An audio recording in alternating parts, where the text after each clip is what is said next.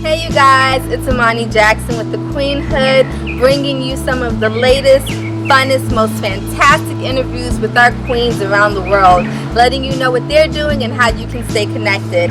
So sit back, relax, and enjoy, and don't forget to follow us on Twitter at the Queenhood and follow me on Facebook at Amani Jackson. Love you guys. Hey everybody, it is Amani Jackson with the Queenhood, and I am super excited about our guest today.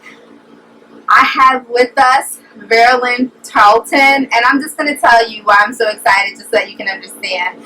Verlyn and I have been speaking back and forth for a few months now, and this is actually our very first time getting a chance to meet each other, and we've been so excited about each other since we first met. Verlyn is an author, you guys know I'm a writer, and so we connected, and she has this outstanding book out right now called The Next Wife, A New Life, that we're going to talk about, as well as her upcoming projects and the book that she's currently promoting. So I'm going to give the floor to Verlyn so that she can introduce herself and tell you guys a little bit about her. Thank you, Amani. I'm Verlyn Tarlton, and again, like you said, I'm a writer and speaker.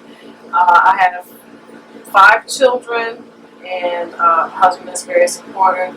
And basically, I have finally come to a place in my life where I'm finding myself after many years of doing different things and trying to fit into what I thought I was supposed to be doing. I finally just got liberated and started doing what I really love to do. And it's just opened up some really great doors. I'm just really having a lot of fun.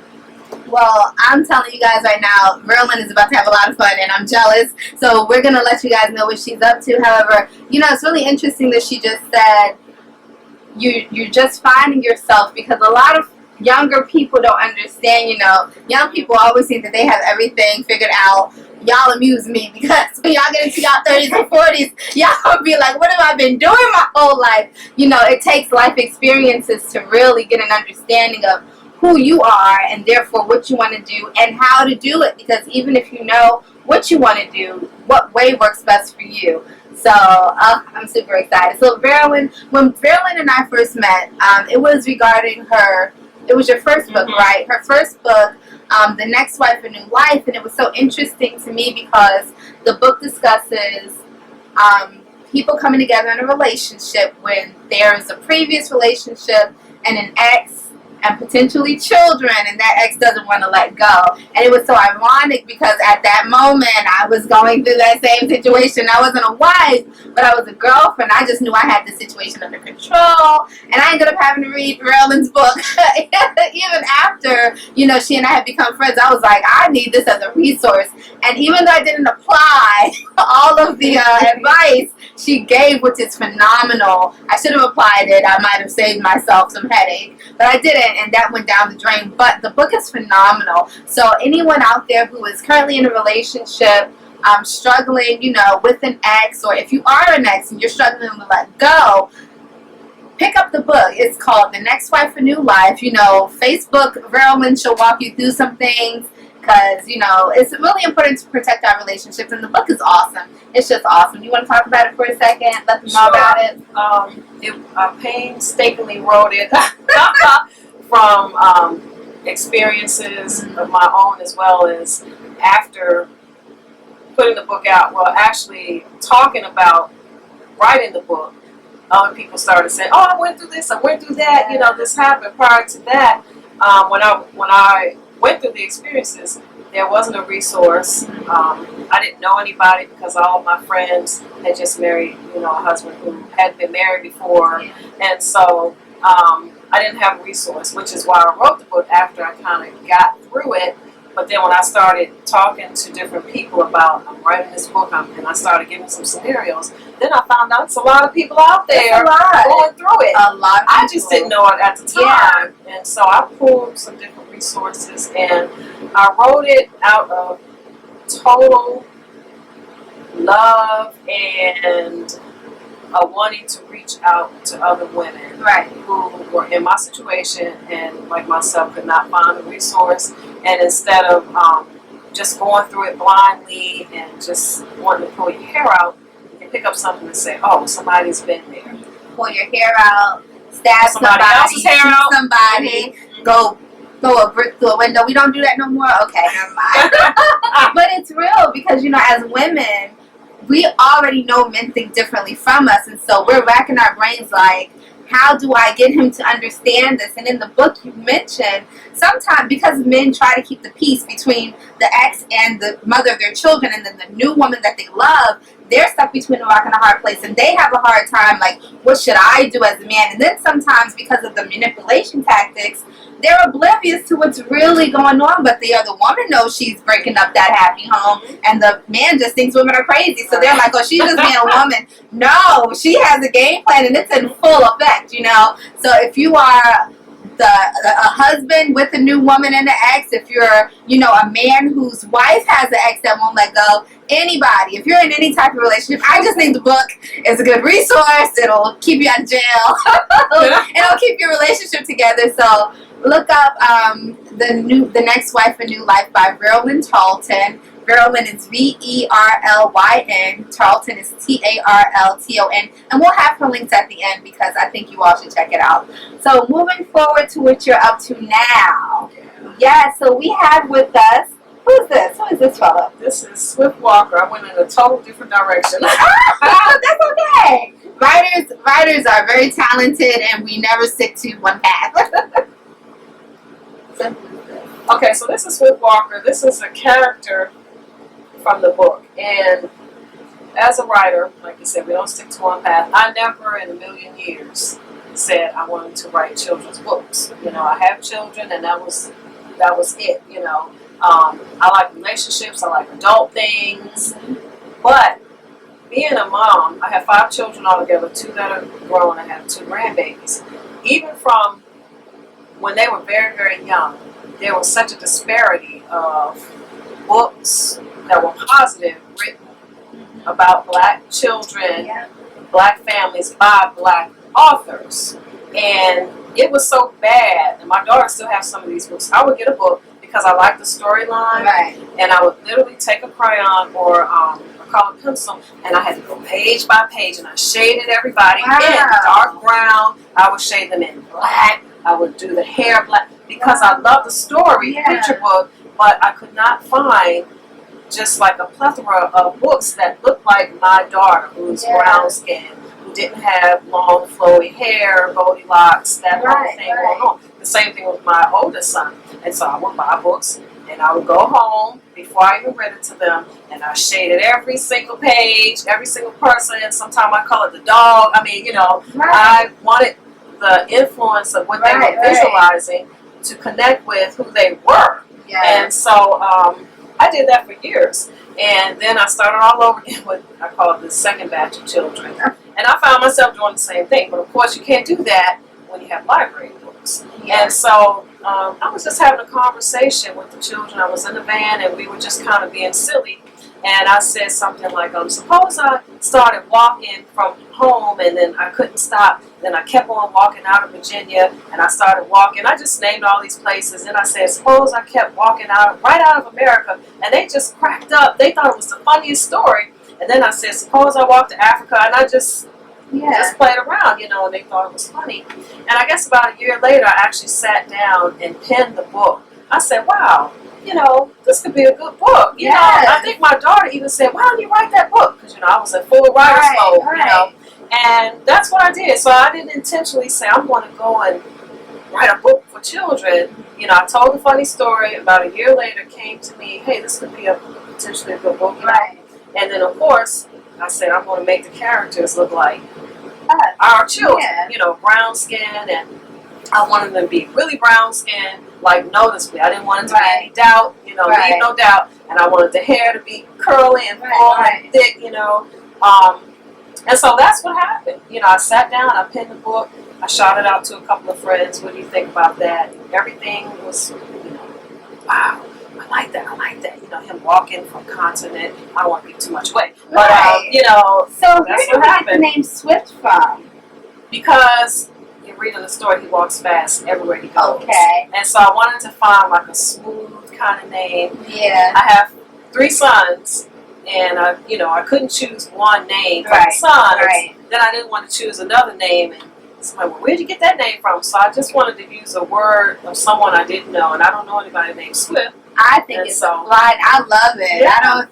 Swift Walker. It's very creative, and I think that it's definitely going to attract the attention of the children and then the parents, because it's very unique. And you know, I just have to applaud you for coloring your characters because I haven't heard too many people who do that. I hear a lot of people complain about not seeing enough children of color in children's books, but I've never heard too many people say that they color them, and so that's an awesome idea. So you write children's books for a purpose, Right. which is along the same lines of why I started writing children's books. I started writing children's books because I felt like parents don't read enough with their children, and the literacy rate for us is so alarmingly low, and people don't really notice it. Like I have friends my age who are not comfortable reading. And I remember in middle school and high school when the teacher would call on people, how horrified I was to hear my schoolmates read. I would be like, this word is unknown to you, like you're not familiar, you know. And so my mother, thank God, my mother was in love with literature. My grandfather was. They made me read serious books like Shakespeare from a very young age, and I thank them for that. And it's the bond between parent and child, that imagination. You have to read with your children. Like, I can't express that enough. For one, it's part of parenting, it's part of bonding. You get to hear their creative ideas. It brings things out of them, you know, instead of just sitting them in front of a television or, you know, in front of a game system, or making them go outside and letting their friends and the streets raise them. We give too much to the school system when it comes to raising our children, and they're not there to raise your children. You're there to raise your children. They're just there to help with the education process. So before I go off on my tangent about why I write children's I'm going to ask you some questions. out the way, but you know, I think it's important. So when you have books that are trying to help children understand their identity and identify with their positive reinforcements, like a lot of colored people don't identify with positive things because there's nothing showing positive things about us, which is why I love this concept so much, because children, we don't see ourselves in mystical, magical, fantasy, sci-fi, you know, images, and so we don't say, I can be an astronaut, I can be a doctor, because we don't see ourselves in these roles. And one more moment before we go back to Swift Walker, it's another thing with like cinema. You know, we don't see ourselves. They have these movies out right now, Kings and Gods of Egypt, The Gods of Egypt, all that other stuff, and they're not actors of color. And that's our culture. Those are our myths. Those are our legends. That's our history. And so we're not being represented well anywhere, which is why we can't identify with who and what we are. So I thank you so much for taking the lead and helping our children understand that they are just as creative, just as imaginable, just as able as anyone else. So what are we doing with Swift Walker? Because I don't know if you can tell, but we're not in a studio, we're not in a house, we are in an RV. Wow. RV, yes, and why are we in an RV? All right, so prior to writing this book, I homeschooled my children for the same reasons you're naming. Just part of parenting, and because no one is going to teach your children like you. That's right. Malcolm X, I'm not sure how people feel about Malcolm X, but I'm a Malcolm X fan. He said something that was profound. He said, why would you let your enemies educate your children? Woo! And I already had my convictions about homeschooling, but when I read his books and all of that, it just like shocked me. I'm like, wow, that kind of sums up, you know, how I feel. Not that everybody's an enemy, but you get the point. Right. And so I've been homeschooling, and one of the things that I guess about 3 years ago I discussed with my husband is before they graduated from high school that I wanted to take them to see all of the states. We agreed, and we said we called it like the 50-12 project, 50 states in 12 years. 12 months. 12, well, we were saying 12 years before they graduated. Oh, okay. You know, like 2 states this year, 2 states, 10 states, whatever, but to do it before their 12th grade. Right, okay. You know, and so we did that. Like the first summer we went to Delaware, we went to Maryland, and then the next summer, I forgot where we went. But we did 3 states, and then my husband had an accident, so that kind of threw things off, and we're just starting to recoup and like get back on track in terms of schooling and what we want to do. And I'm a water person. Like, I love the beach. I love the shower. And it's like something about the creativity in my mind and heart speak when I'm near water. And just as clear, it was just like, why don't you just go and just take a trip and see all the states? Put the house up for rent and just jump in your RV, because we already had the RV. And just go, And of course, being a writer, I keep a whiteboard right by the shower, so I'm jumping out and I'm writing on the board all of my thoughts. A writer's home and space is always going to be crazy. You're going to walk into a writer's area and be like, where am I? That's right. So on the shower, I got my whiteboard and I wrote it all and talked to my husband and, went back and forth a little while, and then we were trying to figure, okay, what are we going to do next, And I guess we started this in about February, March, talking about it. Long story short, we decided we're going to do it. I asked him, I said, well, what do we have to lose? What's stopping us from doing it today? Like right now. And he's retired. I work from home. I can work from anywhere. And he was like, yeah, you're right. You have a good point. What is stopping us? Fear of the unknown, not knowing how this will work out. And it's like, okay, we can deal with that. It's just like any other thing in life. And so he was totally on board. We're like, okay, let's do it, while the children are still small enough to sleep in here, but old enough to understand what we're doing and have some fun. And so then we said, then we just came up with a date. I'm a person, I need like concrete, I need I need deadlines, I don't wing things very well. And so we said, okay, let's put the house up on the market after the official school year, which is, May or June.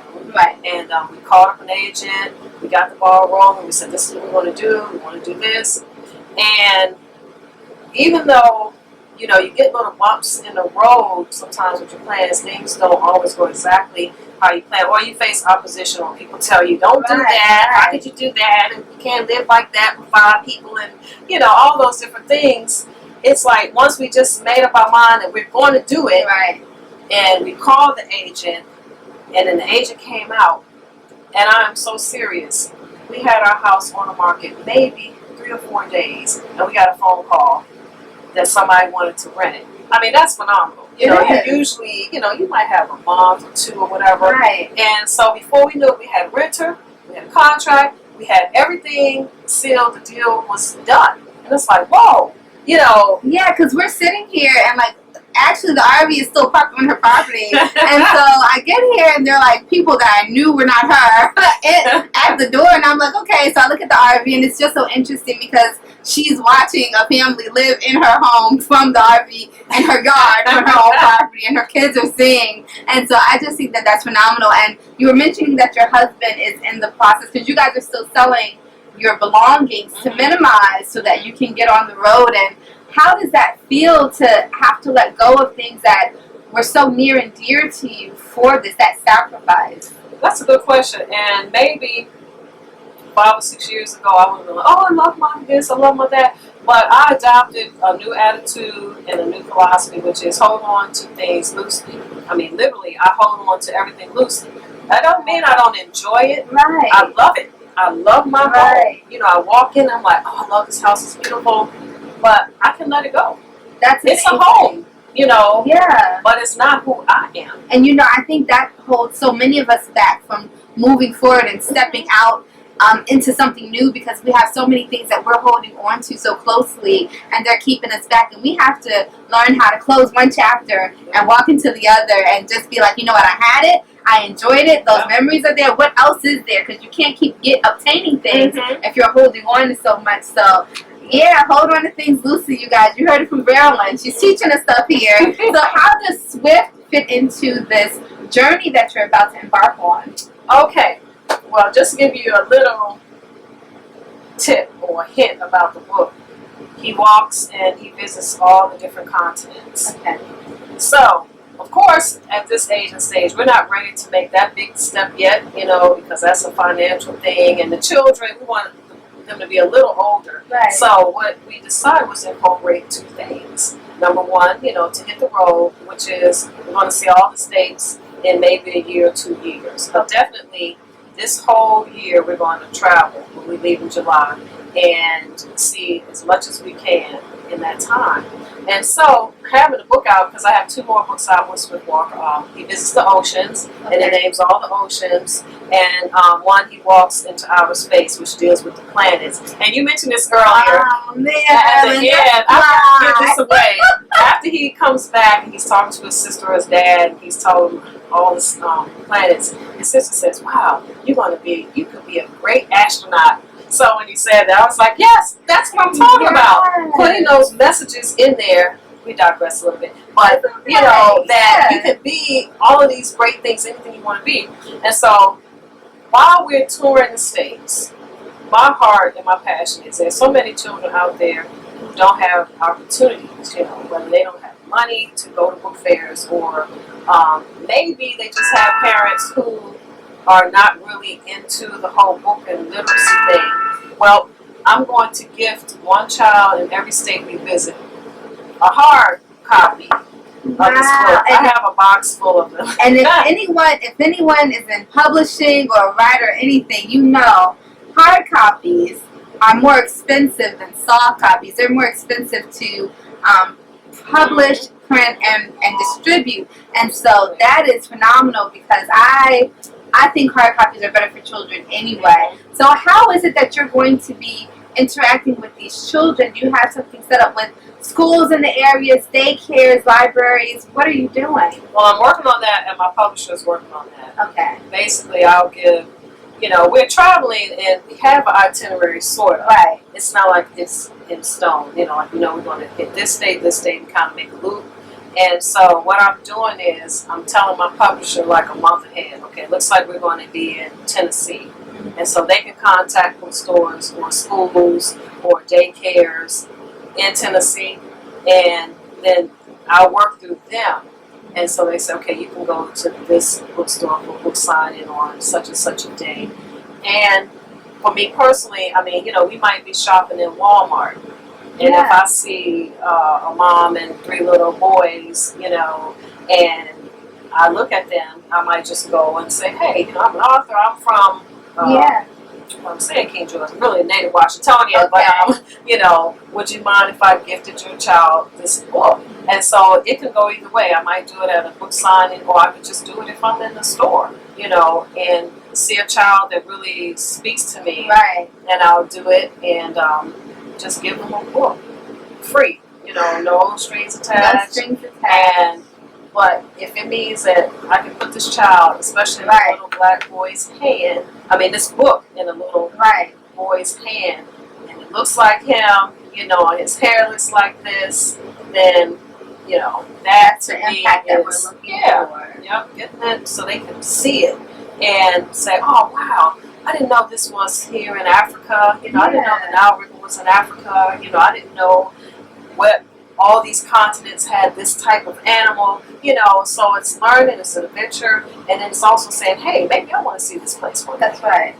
That's right. But parents, if you see your children walking swiftly out of the door, you might want to pump some brakes and be like, one moment now. Well, mom's going to go with you. Right. But I think that is a fantastic idea. And you're taking your children on this journey with you, so you'll be homeschooling them. We call it road school. They'll be road scholars. Hey. So do you already have the itinerary set up for that, for what they're going to be learning? Because I think that they're varied ages. Is your husband helping you with the schooling? He is. The boys are 7 going on 8. And the daughter is 8 going on 9. So what I'm doing is I'm creating curriculum.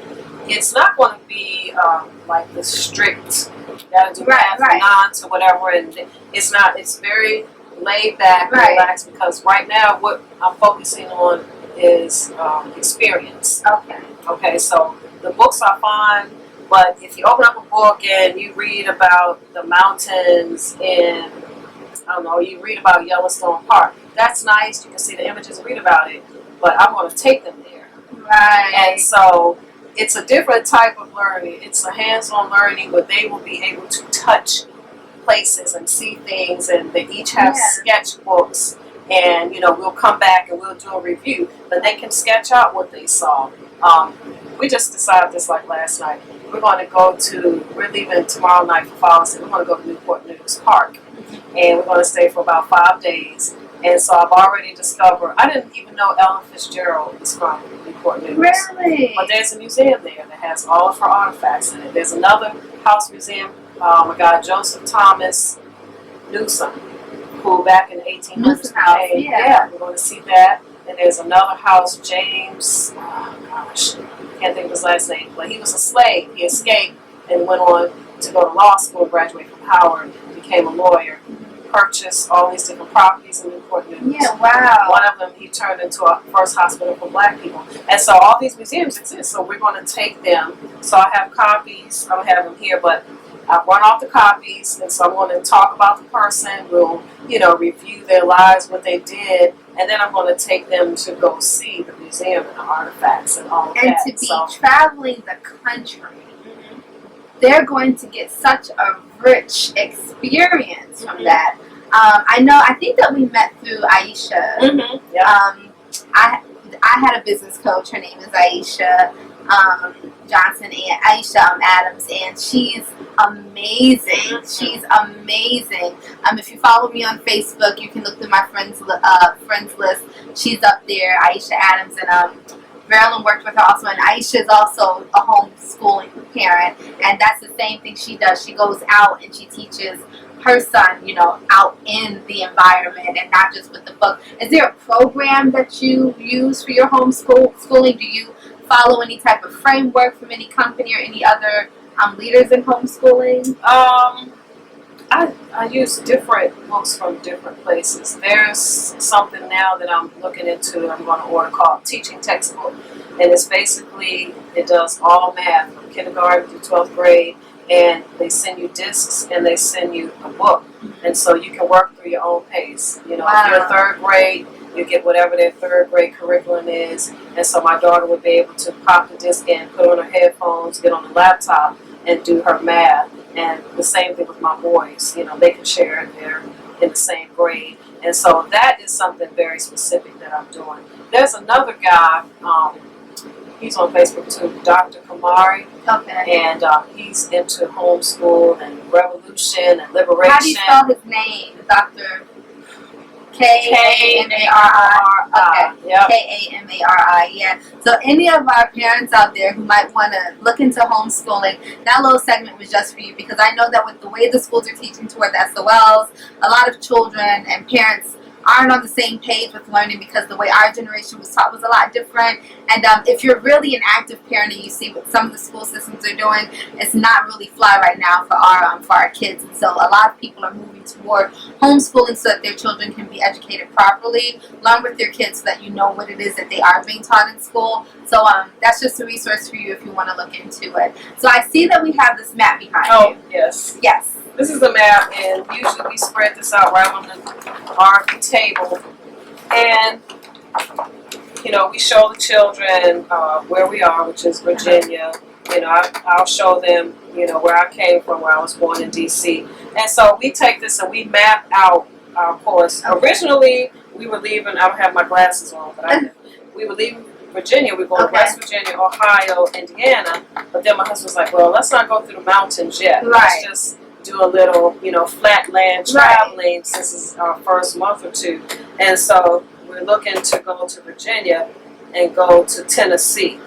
And then come around through Mississippi, Alabama, Georgia, Florida, come back through the Carolinas and back maybe around Christmas or something like that. And then we're going to shoot straight out to the West Coast. I have an older daughter, oldest child actually, in California. Okay. And so we use the map, of course, to teach the states, Right. but also to show them the trail that we're taking. Right. And as well as, we talk about what's east, like we're on the East Coast. Right. And then we try to describe to them, over here, that's the West Coast. Right. And so we try to, incorporate fun. Right. And also teach them the difference between North, South, East, and West.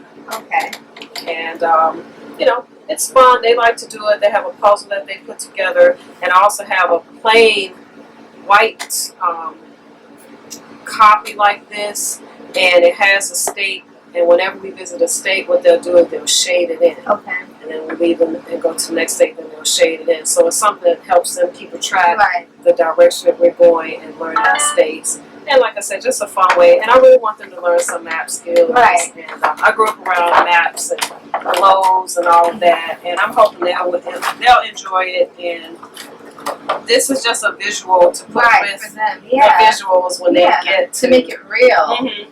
I think it's awesome. What are you hoping that your children get the most from this experience? Liberty and freedom. Okay. That they can that they'll understand that there's no one way that's the right way to do things. That they will not be afraid to do things. That they would love to travel and love to see different cultures. I mean, I know they're not. I don't know how different it's going to be staying in the States, but it's got to be something different. There's a difference. Yeah, I want them to experience it and have a mindset that I don't have to do one thing one way. And this is a little off the subject, but I want them to understand options. My only option is not that I have to work for someone at some job, and I want them to see me working, which when I go to speaking engagements, my husband, he takes me and we pack up the children and they see me speak, they see me sign books, and I tell them, Mommy's working, it's fun, but it's work. And I want them to, the takeaway be I can be free and I can be liberated and do what I love to do and not have a set way that society says I have to live and be and do things. So I hope they just experience freedom. Wow. And the knowledge of, when we go to Alabama, when I take them to the bus stop that says Rosa Parks was here, they'll be able to touch it and say, I went there. Yeah. So. Those tangible experiences. Mm-hmm. What are you hoping to get out of it the most? That's a good question. The same thing. Just the liberation of being able to go and be. And like I said before, I'm just finding myself, in my late 40s and discovering who I am and to live it out. I don't have to do what someone says, work at a job, wear this, wear that. Like I said, I hold on to things loosely. And so I've learned to let so many ideologies go and just live in the moment. It's like just jump in this RV. That's right. Just get out, see, do, and be. Because what's the worst that can happen? You can get out there and hate it or something go wrong, and you can turn right back around and come home. Exactly. I mean, what's the worst that can happen? And that's what people don't realize. If you jump out there and you make a mistake, just turn around and start over, because that's life. Just start over. We don't get to go from birth, but you do get to hit some type of reset and just say, let's scratch this and let's do it over. Do you have any fears about what you're about to embark upon? That's funny. I just blogged about that. I'm a second guesser. It doesn't matter how tight a plan seems. I'm always going to second guess myself. And I went through that period, and I didn't feel as motivated because I did think, what happens if the children get sick? We have insurance and we can call a place, but it's like, I love my pediatrician, all of that.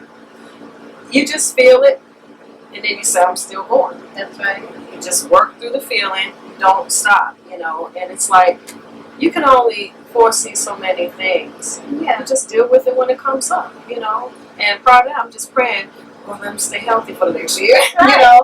And it's going to happen. That's You're going to be praying with you. You're going to be healthy. This journey is going to be life-altering for you, your husband, your children, and the people that you come in contact with. I'm super excited for you. So what we're going to do is we're going to make sure that you can follow Verlyn on this journey.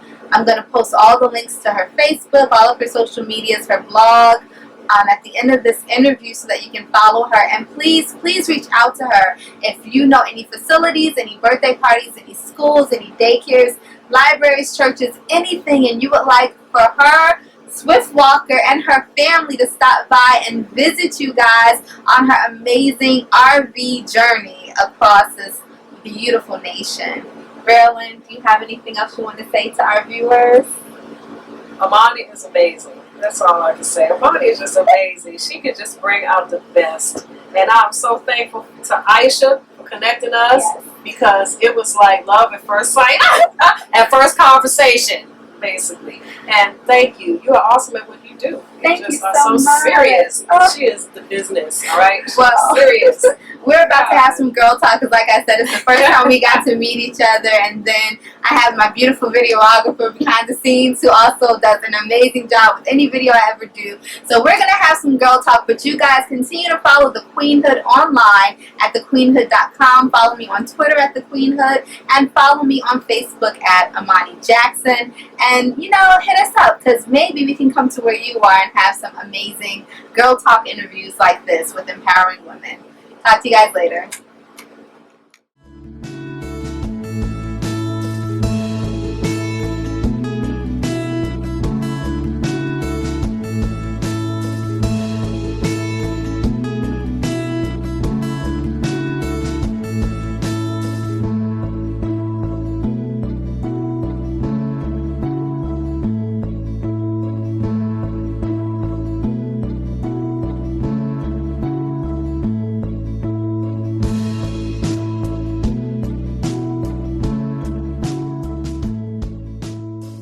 Bye. Sayonara. Au revoir. Bon voyage! Auf Wiedersehen.